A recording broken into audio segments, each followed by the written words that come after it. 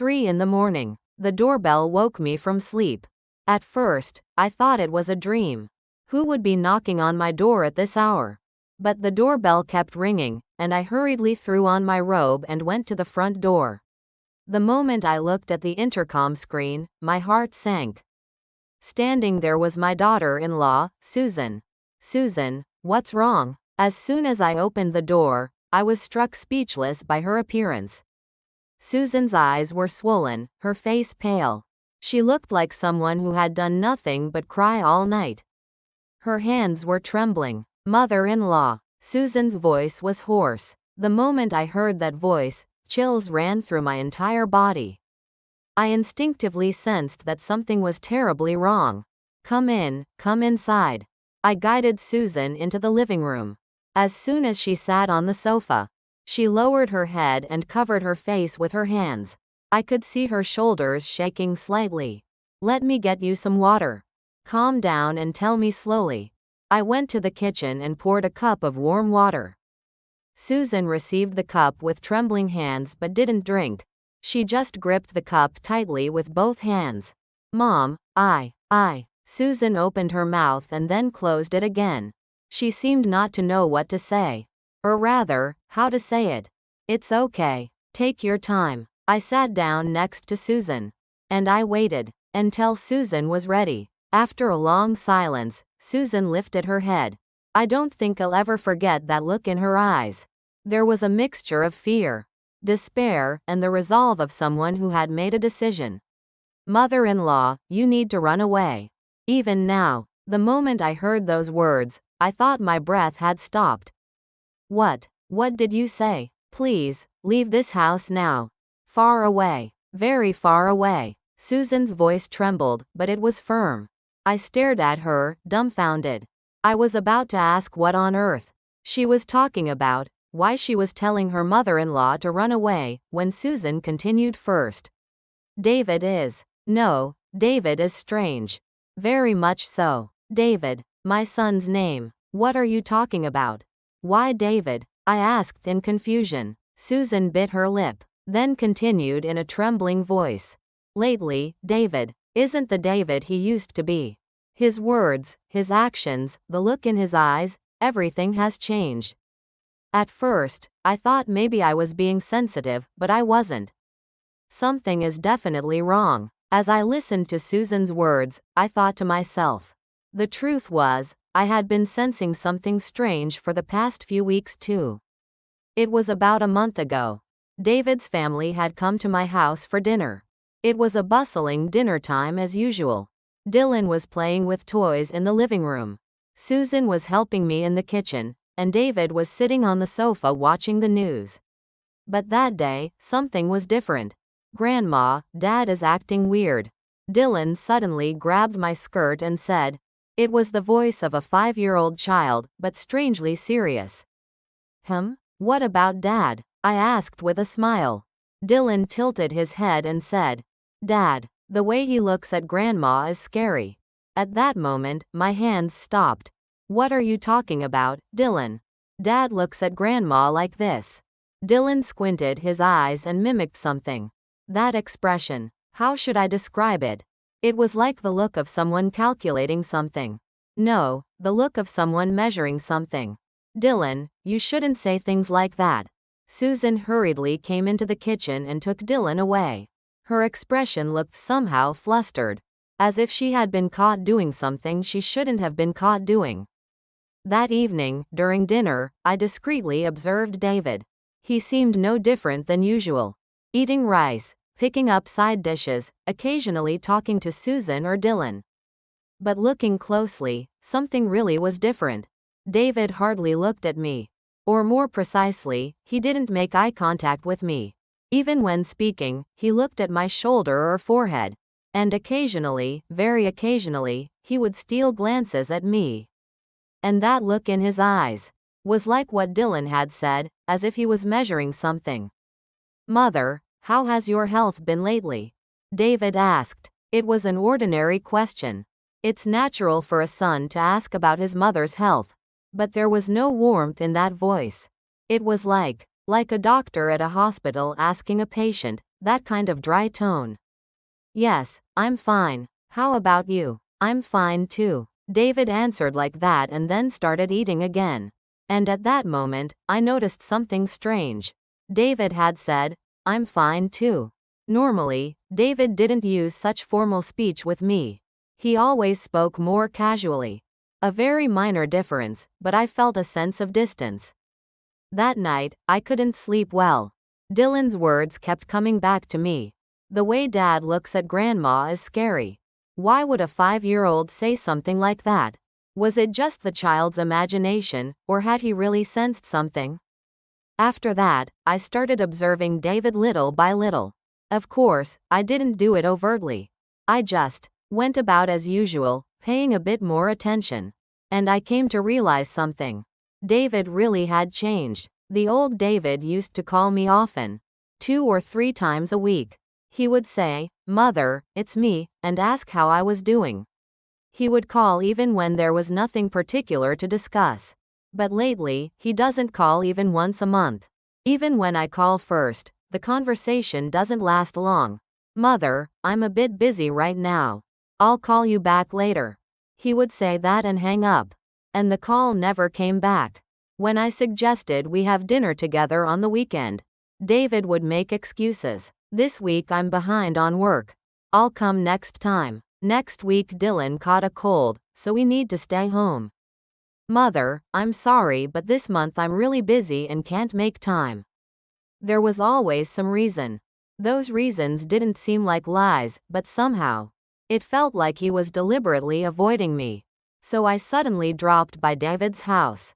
It was about 2 weeks ago. Mother-in-law, Susan, who opened the door, looked surprised. She seemed somewhat flustered. I was just passing by and stopped in. I wanted to see Dylan's face too. "Ah, yes. Please come in." Susan guided me inside, but her manner was different from before. How should I put it? A cautious feeling? An atmosphere as if she was hiding something. "Is David home?" "No, he's at the office. He's been working a lot of overtime lately," Susan answered. I looked around the living room. It was clean and organized as usual. But something was different. The air felt heavy, as if there was a sense of tension. "Dylan, Grandma's here," Susan called toward the room. Soon Dylan came out. The moment I saw my grandson, my heart sank.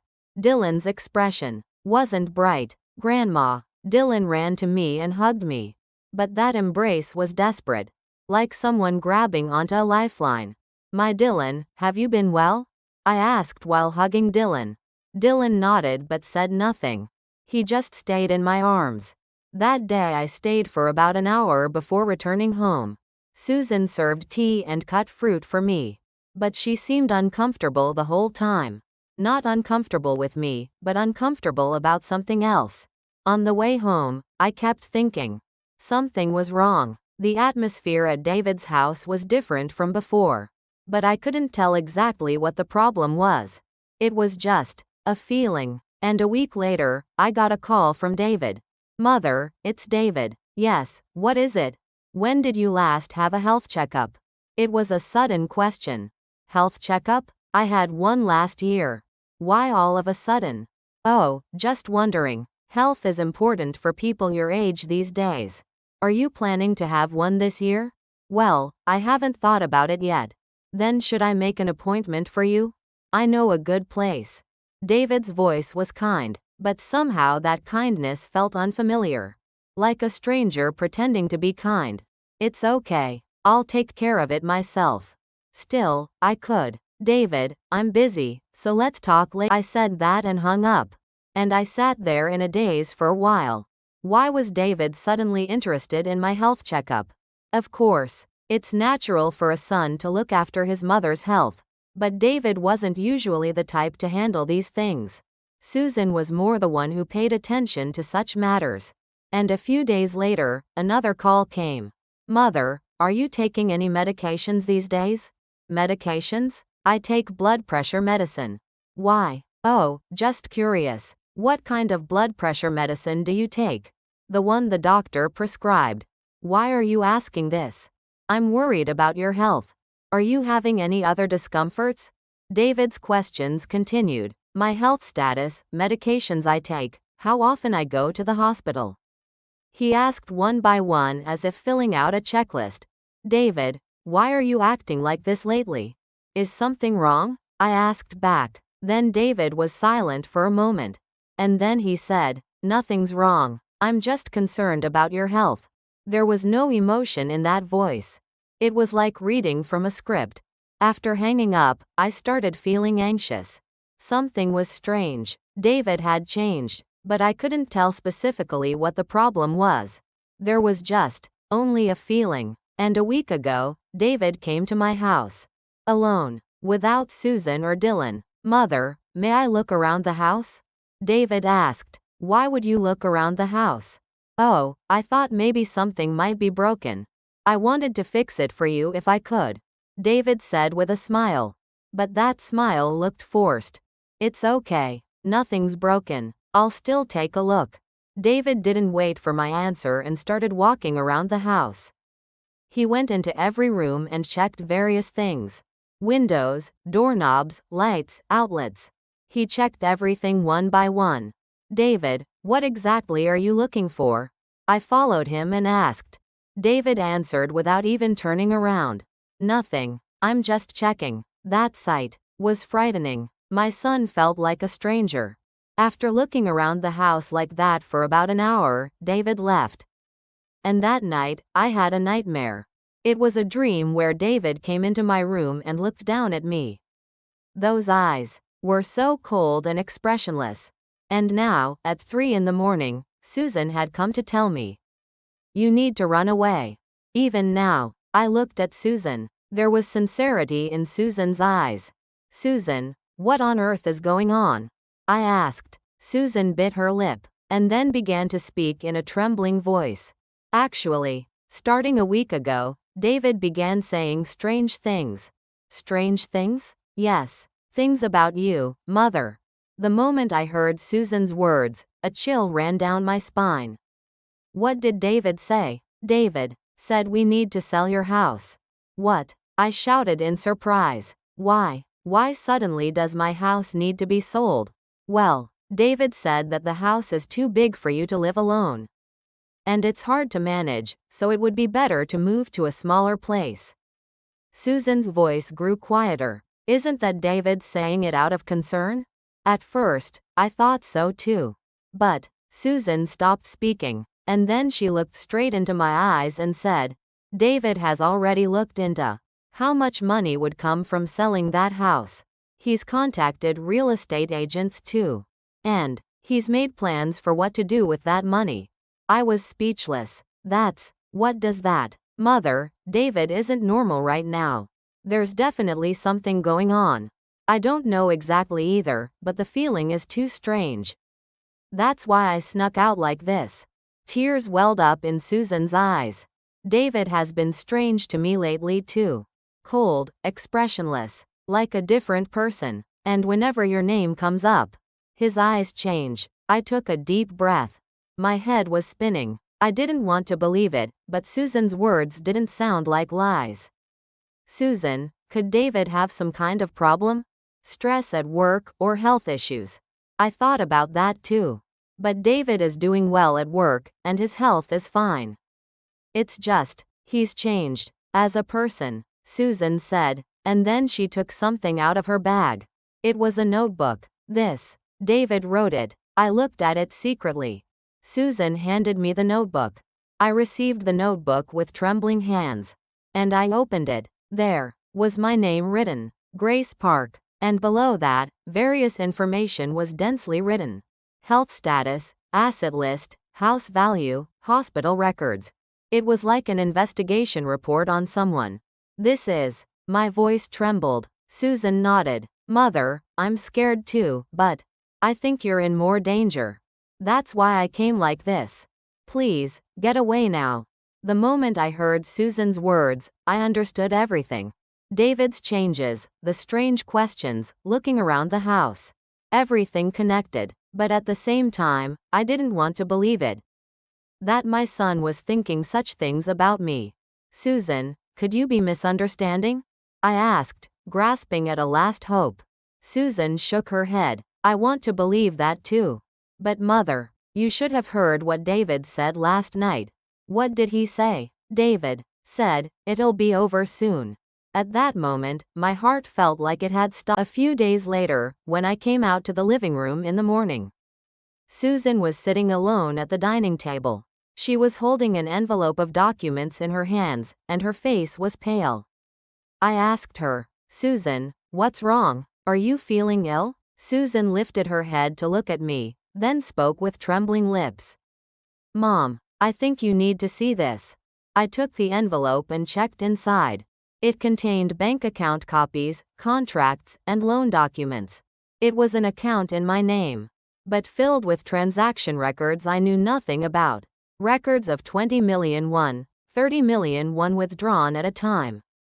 What on earth is this? Susan answered with tears welling up. It's an account made with your seal, Mom. David, he secretly made it and used it. My hands were shaking. I couldn't believe David had secretly used my seal. Susan continued. I didn't know at first either. Around last fall, he said he urgently needed money. That his business funds were blocked.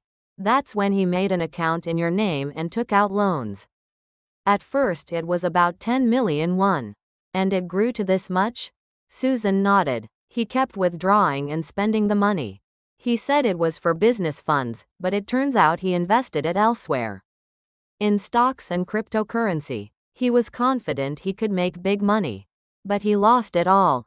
I nearly collapsed. David had taken out loans in my name and used that money like it was gambling. Susan took out other documents to show me. This is a guarantee document. He also stood as guarantor for a friend's business. In your name. If that friend goes bankrupt, you'll be responsible. It's over 500 million won.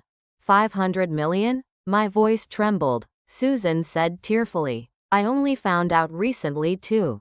He was hiding it. I accidentally discovered it while organizing his documents. When I confronted him about it, he got angry and said you had agreed to this. But you don't know anything about it.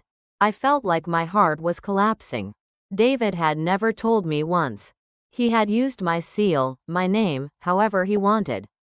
Susan held my hand and said, Mom, I can't take this anymore.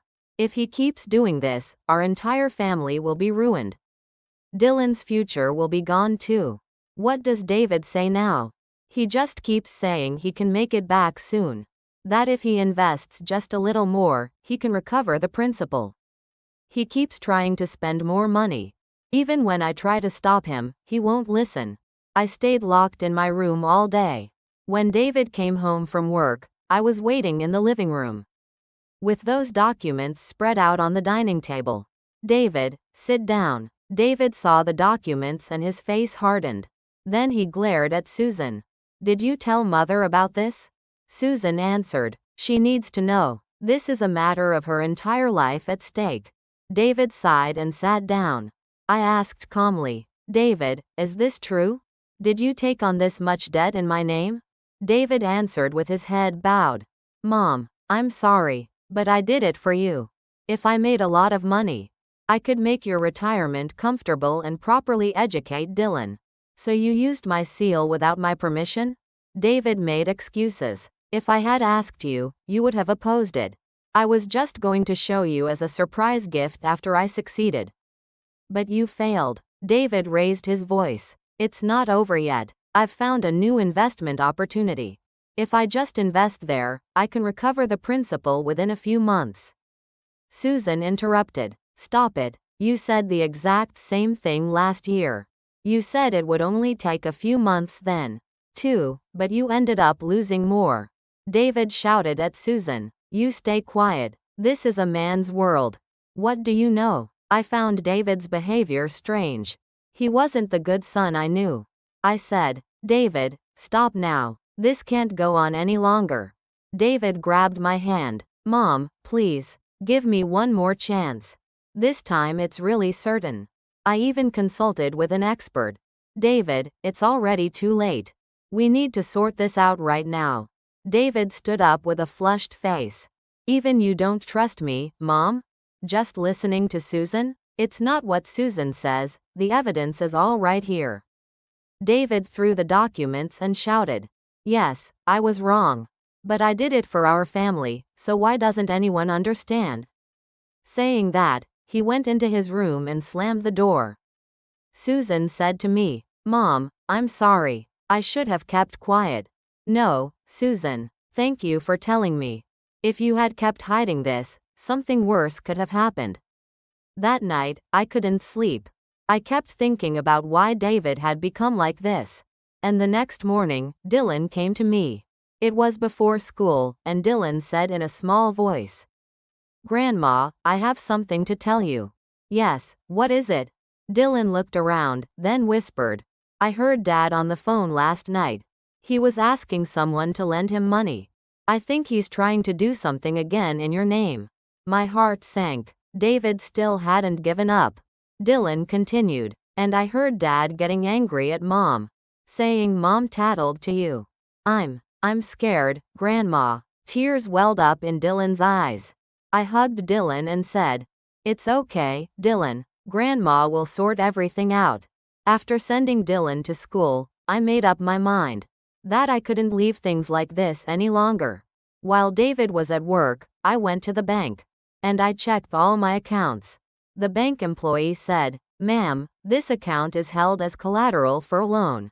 If you cancel it right now, you'll have to repay the full loan amount. How much? 52 million won. I sighed. I had saved about 60 million. Won my entire life, and almost all of it would be gone. But I had no choice. I said, I'll repay it. Right now. The bank employee prepared the documents. I signed with trembling hands. And I closed the account and made a new one. This time, so David could never touch it. I changed the password and registered a new seal. When I got home, Susan was waiting for me. Mom, where have you been? I went to the bank. I settled David's loan. Susan's eyes widened as she asked. Then, you paid it off with your money? I had no choice. If I left it, the interest would just keep growing. Susan shed tears. Mom, I'm sorry. I couldn't properly stop him. Susan, it's not your fault. David is an adult, he needs to take responsibility himself. That evening, when David came home from work, I showed him the account settlement documents. David's face went white and he said, Mom, what have you done? I was going to pay it back soon. David, when were you going to pay it back? The interest alone was going out at 1,000,001 per month. David clutched his head and shouted, What am I supposed to do if you do this, Mom? I don't have money to invest. David, stop now. The investing is over. David glared at me and said, You're ruining my life, Mom. If you just gave me one more chance, I really could have succeeded. Susan said to David, Wake up. Losing all of Mom's life savings wasn't enough. You want to invest more? David shouted at Susan, You shut up. This is all because you tattled to Mother. If I hadn't said anything, Mom would never have known. While you kept exploiting her name. The moment David approached Susan, I shouted, Stop it, both of you. David, have you lost your mind? David stopped. Then he laughed hollowly and said, Yes, I've lost my mind. Because I didn't know my life would get this messed up. Saying that, he left through the front door. Susan said crying, Mom, what should we do? He's getting stranger and stranger. I didn't know what to do either. I didn't know my son would change like this. That night, David didn't come home. Around 2 in the morning, Susan came to my room and said, Mom, I called him but he's not answering. What if something happened? I was worried too. What if David made an extreme choice? I called David's friends. One of them said, David? I saw him earlier at the PC cafe. He was drinking and playing games. I breathed a sigh of relief. At least he was safe. The next morning, David came home staggering, reeking of alcohol. I grabbed David and said, David, let's talk seriously. David pushed me away and said, Mom, leave me alone. I'm having a hard time too. David, you're not the only one having a hard time. We're all having a hard time. David slumped onto the sofa and said, "You don't understand how I feel, Mom. In 40 years of living, I've never succeeded once. This time I was going to succeed big. Be filial to you, be a good father to Dylan. But it's all ruined." I sat next to David and said, "David, what do you think success is? Is making a lot of money success? If not that, then what? Without money, you can't do anything. David, you're already a sufficiently successful person. You have a good job, a family, you're healthy." David scoffed. "You don't know how the world works, Mom. In today's world, as a salaried worker, you can't do anything. Even if you save your whole life, it's not enough to buy one house. But you need to protect what you have now. What if you lose everything out of greed?" David didn't answer. He just kept his eyes closed. I had nothing more to say. A few days passed, and I heard another story from Susan.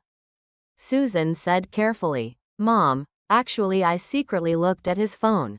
I'm sorry, but I was too anxious." "What did you see?" "He contacted a loan company to borrow money again.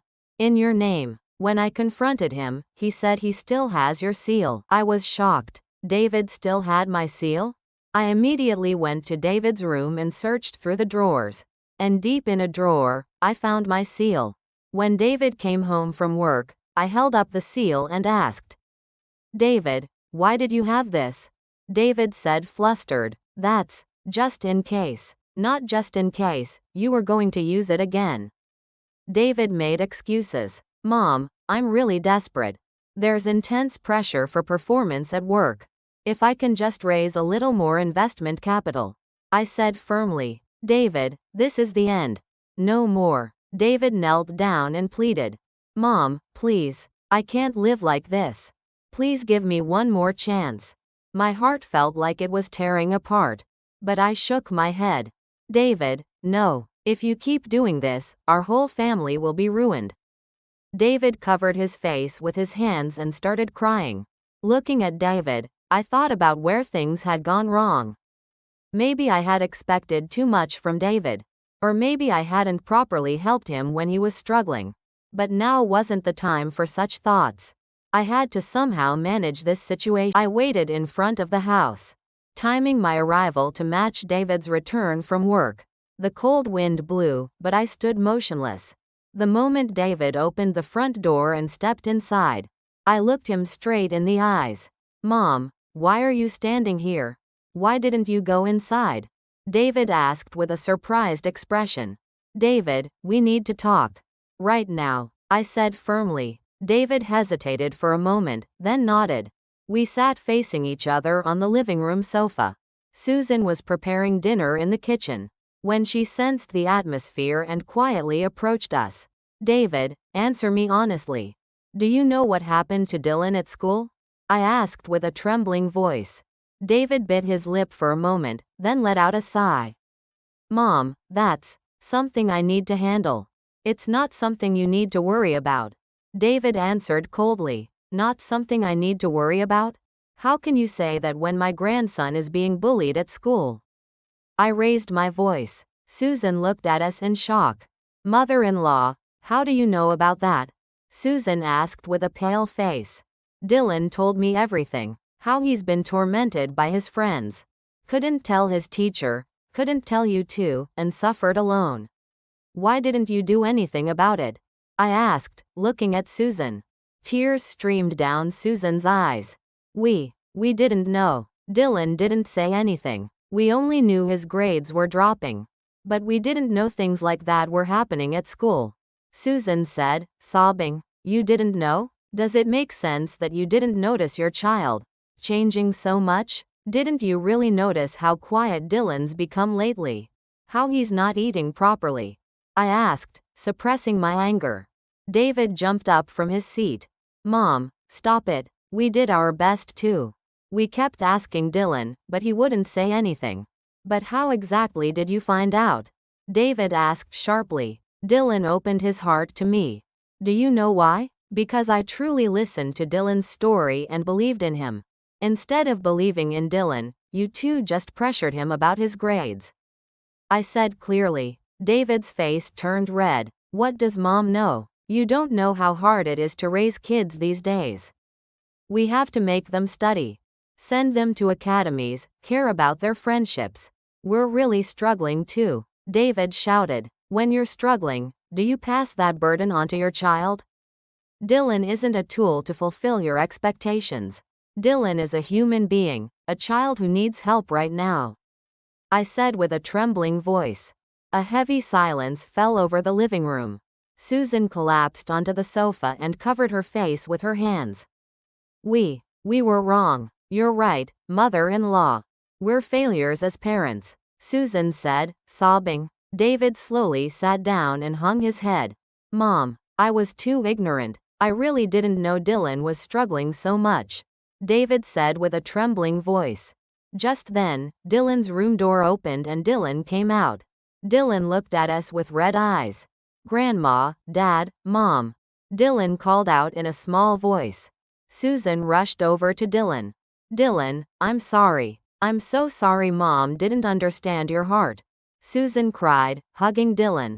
David also approached and put his arm around Dylan's shoulder. Dylan, Dad is sorry too. I'm sorry I didn't listen to your story properly, David said, tears flowing. Dylan cried out loud in his parents' arms. Watching this scene, my heart felt heavy. Grandma, Dylan stopped crying and looked at me. Thanks to Grandma, I was able to tell Mom and Dad. Grandma gave me courage so I could talk about it, Dylan said with grateful eyes. I approached Dylan and stroked his head. Dylan, everything will be okay now. Grandma is here, Mom and Dad are here, so don't worry anymore, I said gently. We sat in the living room for a long time listening to Dylan's story. For the first time, Dylan opened up in detail about what had happened at school. How his friends started excluding him, how he had to eat lunch alone, how he was always picked last during gym class, and most painfully, how he felt no one was on his side. David and Susan kept crying as they listened to Dylan's story. After the story ended, David said with a determined expression, Dylan, Dad will go to school with you tomorrow. I'll talk to your teacher, and if necessary, meet with the school counselor too. Dad will definitely solve this problem, David promised. Susan also nodded. Mom will go too. We won't let our Dylan fight alone, Susan pledged. I let out a sigh of relief. Finally, this family was facing the problem together. That night, after Dylan fell asleep, David came to my room. Mom, thank you so much for today. If it weren't for you, we would have continued not knowing, David said with a sincere voice. David, I don't think you're a bad father. You were just too busy and exhausted to have time to see Dylan's heart. I'm glad you know now, I said, holding David's hand. Mom, I think I actually expected too much from Dylan. Because of memories of struggling when I was young because I couldn't study well, I wanted Dylan to study well, go to a good university, and get a good job. But that was a burden for Dylan, David confessed. I looked at David and smiled. David, what's important is that you realize that being a parent is a continuous learning process. I also made countless mistakes raising you, but you can start over with love, I said quietly. David nodded and left the room. The next morning, David and Susan went to school with Dylan. I stayed home and waited. Around lunchtime, I received a call from Susan. Mother-in-law, we met with the homeroom teacher and counselor. The teachers said they didn't know about Dylan's situation either. They promised to watch more carefully from now on, and the school will strengthen their anti-bullying education again, Susan said in a bright voice.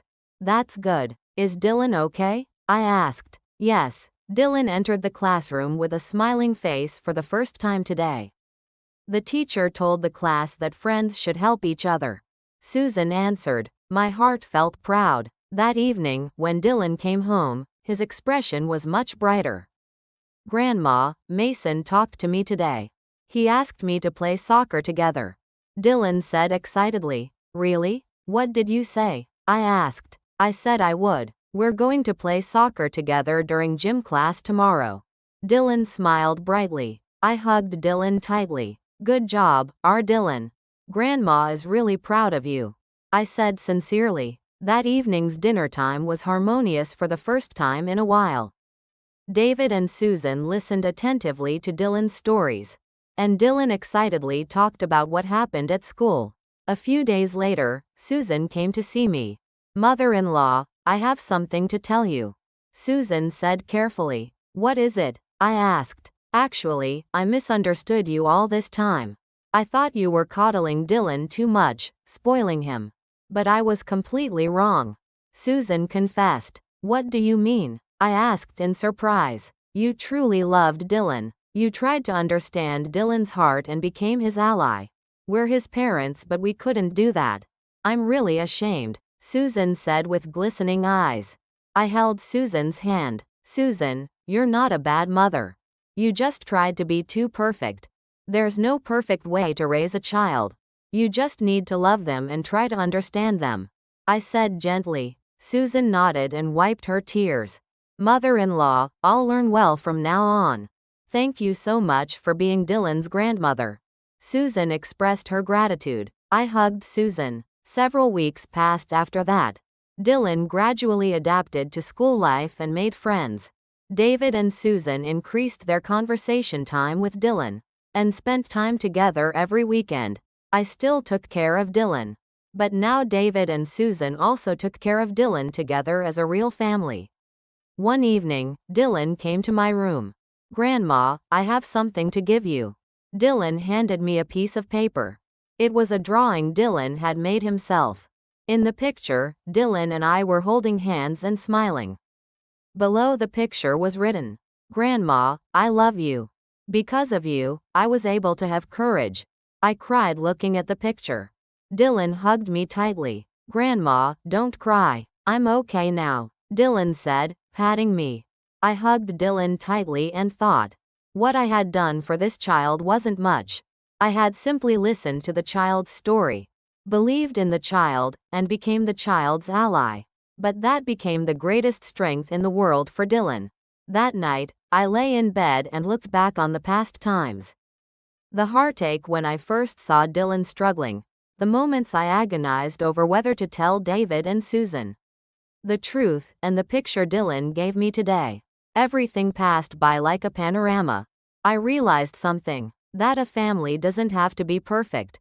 That even though we clash, misunderstand, and hurt each other, if we can start over with love, despite all that, that's a real family. And that the greatest gift I gave Dylan wasn't material, it was making Dylan feel he wasn't alone. Moonlight came in through the window. I fell asleep with a peaceful heart in the quiet night. Tomorrow Dylan would go to school with a bright face. David and Susan would try to become better parents, and I would still be this family's strong pillar. That was the most beautiful thing I could do as a grandmother. Everyone, how was today's story? Please share your thoughts in the comments. If you subscribe, you won't miss the next story. If this story touched your heart, please also press the like button. It would be a great encouragement to us.